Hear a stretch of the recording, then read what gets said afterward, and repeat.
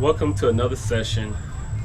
July, day 2 fasting, 2 out of 21-day fasting. All right, we're in the month of self-love, so I'm definitely going to the list. Over 1,000 videos I have. You could access to it. You could get access to it. Just Google search Alex Blucher. Scroll down somewhere on your phone. You'll see the self-love. I am Alexander Blucher. So in today's video, we're going to be listening to Black Excellence in Sports. All right, it's hosted by Jamie Foxx, but the whole realm of the media is the Beast Mode Media from the Marshawn Lynch. So one of the things I do want to mention is that pat on the back. You know, in the realm of the mile 1.3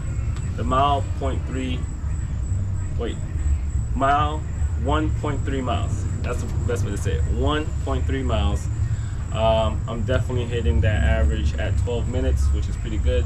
Yesterday I did a little under 12 minutes, whereas at 11 minutes and 57 seconds. Today was like 11 minutes and 53 seconds. So it's unofficial time, but it's just the average of pressing start, going for that run, and coming back to my starting point. Less than 12 minutes is a big plus for me right now. So pat on the back on that. This weekend is definitely the Independence weekend. So hopefully you guys are out there, whoever support or celebrate the Independence Day stuff, fireworks, that nature. Enjoy, have fun. You know, that's what I'm trying to get at. Be safe out there.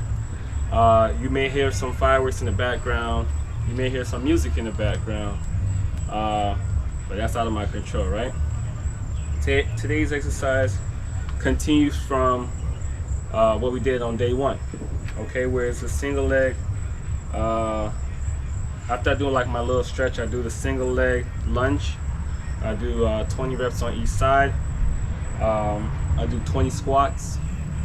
Okay, I do 2 minutes of the Asian squat. All right, it's a deep squat. After that is 2 minutes of a plank.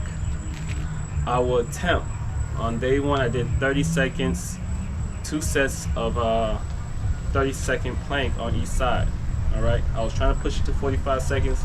That didn't happen, so I'm gonna attempt again to do the 45-second plank times 2 sets on the side. All right, upper body, we're doing the curl with the brick, the rip right, hold it for 7 seconds, do the rep 7 times, and the sequence down to 1.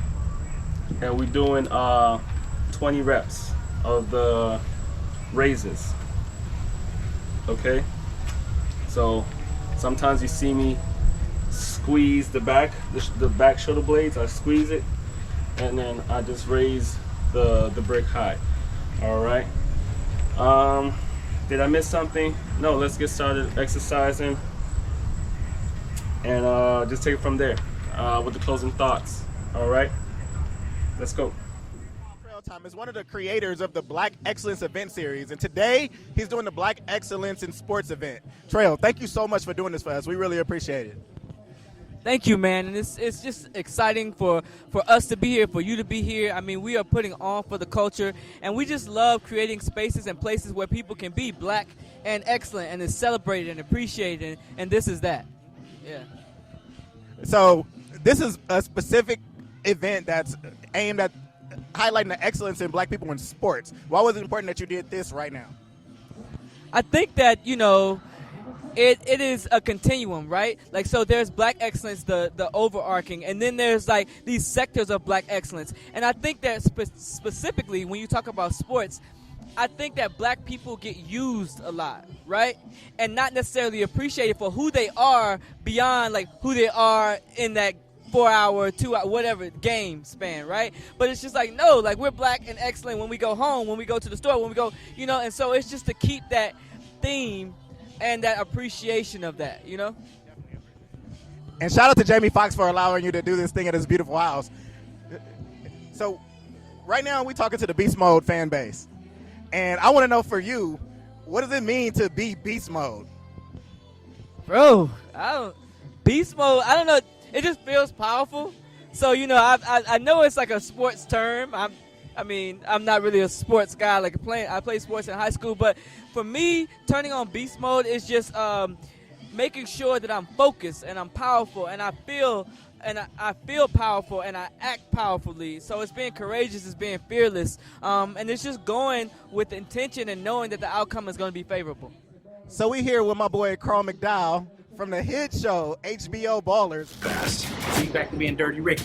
How about you call a lift after you dry off? What? Give me an idea what it's like to work on a show like that. To work on a show like Ballers is just fun. It's like this party. You come into this party and then they got cameras and they film you at this party. That's what it's like. It wasn't work at all, man. It was just like this. So this party is celebrating black excellence in sports, and you work on the show with sports. There's a lot of athletes that come and make cameos on the show, and I'm sure you're a sports fan yourself. Like, what is it about black people and us when you see us performing great things on sports that inspires you? I mean, it's the whole thing. It's the showmanship. Like, you love the showmanship of anything. Sports, like if you do music, if you do the arts, whatever it is, you like the showmanship. And we kind of bring the showmanship and this whole thing. So you'll go to see an athlete or a black athlete doing this thing because he's going to show you something. That's dope. That's dope. So, as you know, we're doing this for the Beast Mode Network. And, anybody who knows what Beast Mode is, you know what it means to channel that. Can you just share with us real quick what it means to you to get in your Beast Mode zone? What it means to me to get in my beast mode is just like, it's kind of like I want it, I'll see it, I work hard, I go get it kind of thing. You just got it in. You ain't gonna let it, you ain't gonna lose, you ain't gonna quit, you ain't gonna stop, you're gonna go get it. That's my beast mode. Seems like that's how your boy beast mode is as well. So I want to thank you for stopping by. Can you tell us where we can find you and what we can see you on next? You can find me on Instagram, Carl D. McDowell. You can find me, my band, Left on Laurel, and the CJ Hammond Music. And I'll be in a couple movies on Netflix this year. One called Holiday, coming out around the holidays. Since we're here with the Beast Mode Network, I think it's only fitting that we have a legend. And if we're going to talk about Beast Mode, this man epitomizes Beast Mode. 4 times to the Super Bowl, Mr. Andre Reed. Reed at the 40, at the 35, 30, down to the 20, 15, 10, 5. Andre Reed scores. Here's a reverse to Reed, and he drops the ball. He wants to throw downfield. He's got a man there, and it's caught at the 20-yard line. Andre Reed. Thank you for coming over and talking with us for a minute. Thank you, man. It's great to be here, and I am an NFL Hall of Famer too. So 2014, I got to put that out there. Awesome to be here, man. Jamie did a great job, and just to be here with all these people, have a good time, man, and just have fun, man. Talk about sports, talk about life, and you really don't see some of these people that much. And shout out to Marshawn, man. Marshawn's different, but he's a good dude. So we're here talking about black excellence in sports, and now it's so prevalent. The media is everywhere now, but when you were playing, it was a different story. So you are and have always been black excellence in sports. What does it mean to you to see people get together to celebrate what you were able to help pioneer and what we're doing now, where it's gone? I think it's definitely a step forward, because in 1985, when I came in the league, there was no social media. There was no way of getting yourself out there. And when people get together and there's a purpose, you have more avenues to get that purpose out. And that's in anything now in the world right now. So, back when I played, it wasn't like that. If we want to get something out, it was through the paper or on a phone. But now there's so many different avenues for guys to put themselves out there and get their brands going and all that kind of stuff. So it's been different, man. But I love watching guys when they do their own thing and they do it the right way, and they represent not only themselves, they represent what they're trying to do, and they just represent the culture, and they want to not only better themselves, but they want to better somebody else behind them that's going to come after them. So I have a question for you, and it's going to be a weird question. And I know you've been asked a million times about the 4 runs to the Super Bowl. I want to know how you felt watching the Seattle versus Arizona Super Bowl on the 1 yard line and they didn't give Marshawn the ball, because you've experienced being in this situation? Let me tell you, I've experienced 4 losses, and people say, well, you lost 4 Super Bowls, and I'm like, well, you were watching me those 4 times. So I realized, I think Marshawn probably thinks about that a lot, because there's no doubt about it. If they would have gave him the ball, they would have been Super Bowl champs that year. But it just didn't happen that way, and I think some things don't happen the way they should, and you just got to move on. And I think as people in this world, we don't move on. We like to stay in like a rut, and we just got to let it go and move on, because there's always something better if you make it better. Yeah. Well, I definitely appreciate you coming and taking a few minutes. I just have one more question for you. What does it mean to you to go beast mode? Man, it's about eating some Skittles. When he pulled out of that van, I think it was in New York, right? And all them Skittles came out. That was butter, man. So big ups to Marshawn about that. That was great. That was great to see. What's up, y'all? We here with somebody who's been a star for a long time. Y'all seen him on TV. Y'all seen him in your favorite movies. You've seen him all your life, man. We here with Mr. Jason Weaver. Man, thank you for coming over and talking to us. Maurice, thank you so much, man. Let me grab this. Let me get beast mode real quick with this mic. Let me snatch this from you, man. Nah, thank you, Maurice. I really appreciate it. So happy to be here on beast mode today, hanging out with you, man. Yep. So we here today celebrating Black excellence in sports, you know, and I know that sports and entertainment draws a lot of parallels. Like, what does it mean to you to be here and have these events created for us in the Black community where we can celebrate the great things that we're doing? Oh, man, I think it's great. I mean, first and foremost, to see all of these accomplished Black people in here and people of color in general, just in attendance, having a good time, supporting one another. You got people from the sports world here, people from entertainment, you know, people are playing games and things like that. I think anytime we get an opportunity to kind of all come together and fellowship and, you know, just talk about our careers, maybe trade some ideas, it's always a good thing. So, and it's always a pleasure to, you know, come to Jamie's house. I'm always here hanging out from time to time, so it's good to be here and, you know, kicking with old friends. So you've been in the game a long time. You've done so many things. You've done some iconic things, everywhere from Lion King to Drumline. And people, I don't care what they say, Drumline is iconic. What is it that keeps you able to stay relevant and be able to do things even when they don't see you doing it?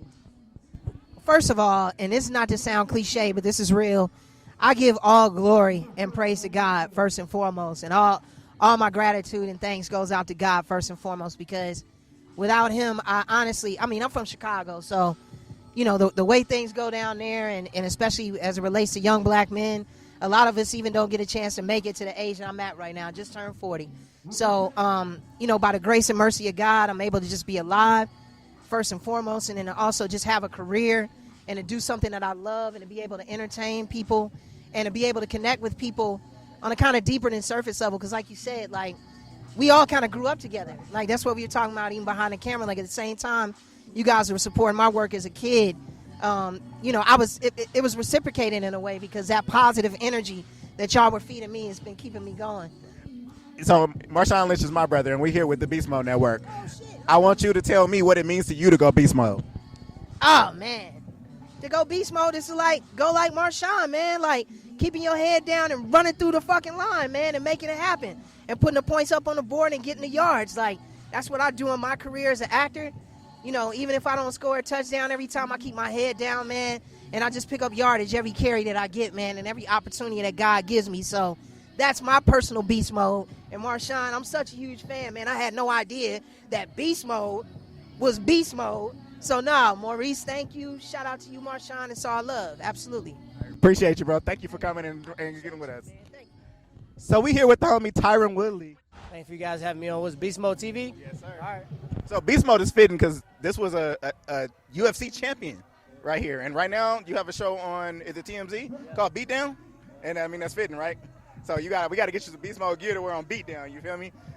But, you know, one of the things I want to talk to you about, you here, and it's only fitting, this is the Black Excellence in Sports event. And, you know, with sports growing, so many different platforms, social media, everything, how does it feel to be a part of that? I mean, it feels good, you know, because when you look at athletes at every level in any sport, we all wired the same way. We all got to be a little bit off in the head to be able to push your body beyond where your body thinking can go and where your mind can tell it. And you got to consistently make the choice to go this way when it's so much easier to go that way. So I think that's why we relate and that's why we kind of vibe together. Absolutely. So in your career, you've now transitioned into a point where you're doing some broadcast stuff, but that UFC thing, like, most of us play sports when we were young, but that UCFC thing is when you get in this ring across from another man and y'all whole goal is to make sure he go to sleep. Like, what is that feeling like? You know, it's an ultimate warfare. I think, you know, since a kid, I was a football player. I was small, but I'll hit the shit out of you. And people were like, damn, man, he's little, but he bring the wood. So that's how I got my nickname T Wood, because I would knock people's helmet off, and I was only 140 pounds. So that just transitioned into wrestling. Me hitting somebody in the tackle is the same as double leg takedown in them. And my coaches was brainwashing me I was too little. It's like, you got 110 tackles, but you're only 5'6", and you weigh 145. So they thought I wouldn't be able to go to play Division I. So then I said, you know what? I got to go to school. I can't pay for it. So I started doing wrestling. Never wrestled in my life, and I just naturally gravitated towards it. So I used that to go to college, that to go to MMA. But overall, we just artists. You're an artist. If you paint, if you rap, if you do music, TV, broadcast, it's all an art form. And that's why you see athletes always like to be a recording artist. Recording artists always want to be in the front row of the boxing match. And you know what I mean? Like to create. Dope. So I'm not going to keep you long, but I got to know, and I'm asking everybody this. What does it mean to you to go beast mode? I'm going to share a story with you. Going beast mode is in my DNA, and it's in my kids' DNA. Every time my kids leave the house, I said, make your name, and they all say great. It's your job to make your name great. My son is a football player, played for a private school in St. Louis, Missouri. They ranked 17th in the nation, DeSmet High School, and they was playing against a team this past weekend. They played this Friday against a team, and this team was back-to-back state champions, undefeated, very highly nationally ranked, and they hadn't beat this team in 12 years. And I pulled them to the side. I went up to the school. When I'm in town, I go to school and try to just rap with them a little bit. And I said, I don't give a fuck what they did last year. I said, you go out there and over and over and over and over and over and over and over. And I said, what's the moral of the story? And this is why I let my 15-year-old cuss run through a motherfucking face. That's in my DNA. My kids know that. I got the clip right here. It's in the text message feed. So in my son's text message feed, pre-game, this is our ritual. And when I'm on the sideline and he make a good hit, when I do like this, he know what I'm talking about. I don't have to verbalize it. He too old for me to be on the sideline like I was 8 years old, like he 8 again. So when I look over at TJ, he know what I'm saying. Run through a motherfucker face. Well, bro, I wish you continued success. I definitely want people to check out the show on TVZ, and I just want you to keep flourishing, bro. Thank you for everything you do. How you doing, bro? I couldn't be better tonight. It's an outstanding event. It's pretty cool. How you doing? I'm doing great, man. Look, we here. This is like the red carpet treatment. Look, we don't got no red carpet. All we got carpet, brown carpet. but it's Jamie Foxx carpet, so it don't matter what color it is, carpet. right? Yeah, I'm with you with that. It's pretty cool too. Right. So we celebrating black excellence in sports, and I don't think anybody epitomizes that like you do. What do you I am black, obviously. The excellent part, Well, listen. Here's the thing about it, man. The on the field stuff is hard for me to kind of. I don't know. I don't look at what I did on the field, to be honest with you. Like, if you're talking about like in life, here's what I try to do. I try to be a good example for young black men and women growing up who can see somebody who's had to struggle, who had to overcome obstacles, who had to go through adversity but bounce back from it. And I'm like, if that's what if I can show some people that, I did it, and wherever you're from and what you're going through, you have to keep pushing through it. Then I did my job. That's how I kind of feel about that. So the sports part is what happened, NFL. I worked hard, and I hope that it would turn out this way, and it did. But I can't promise everybody that if they work hard that they'll have the same success. What I can tell them that if you do the thing, stay on that path, right? You try to make sure you stay eligible. You stay that you don't disqualify yourself from greatness. And we know what that is, right? That's doing things that's going to get you locked up. Flunking out of school, not listening to your parents. If you do the right things, you keep yourself eligible to achieve greatness. It may not be in sports, it might be in something else, but that's what you have to do, right? That's what we all have to do. Absolutely. So as you look back on like your illustrious career, your life, like everything, your legacy, what is the thing you'll look back and say you're the most proud of? It was so many things. Like I said, I look back and Okay, here it is. So I grew up in San Diego. I'm going to give you some rundown. At the age of 9, I had severe migraines where my doctor said I couldn't play football anymore. The age of 12, I lost my dad. All right? At the same time, I almost was murdered. Being in the wrong place at the wrong time. Really, it was my doing. Hanging out 2 or 3 o'clock in the morning doing stupid stuff. All right? After that, I quit football. Didn't play football for 2 years. I then I walk onto a high school where I don't even play running back. I play nose guard and fullback. I then walk onto Long Beach State. Go to Long Beach State. They dropped the football program after 1 year. I then end up going to Georgia, where I don't know how I end up in Georgia. I get benched in Georgia. I end up finding my way back to the starting role. I get drafted by the Broncos in the 6th round. I go make a play on special teams, and I guess the rest is history. I don't know how that happened, man. I didn't plan my life out like that. All right. Some great stuff there. Man, the workout today was on point. Really on point. Back-to-back days on point. Straight to the imperfections is the side planks. Completed the first set of the 45 seconds.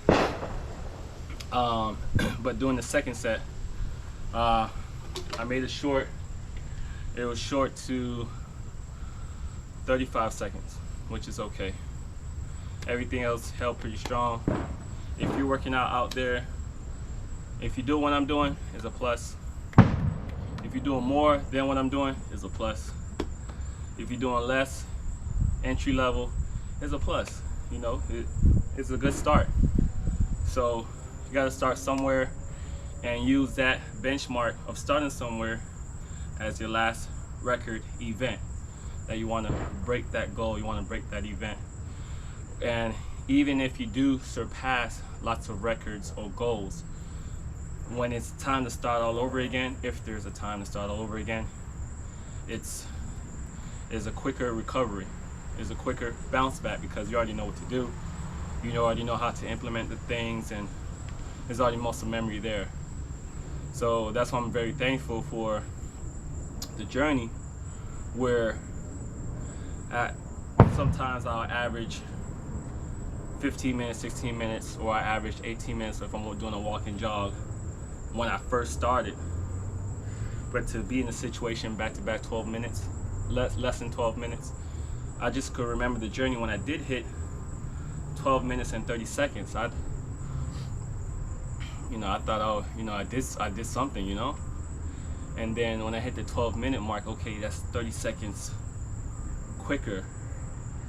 So I can imagine what is 30 seconds from the distance of when I reach my finishing point.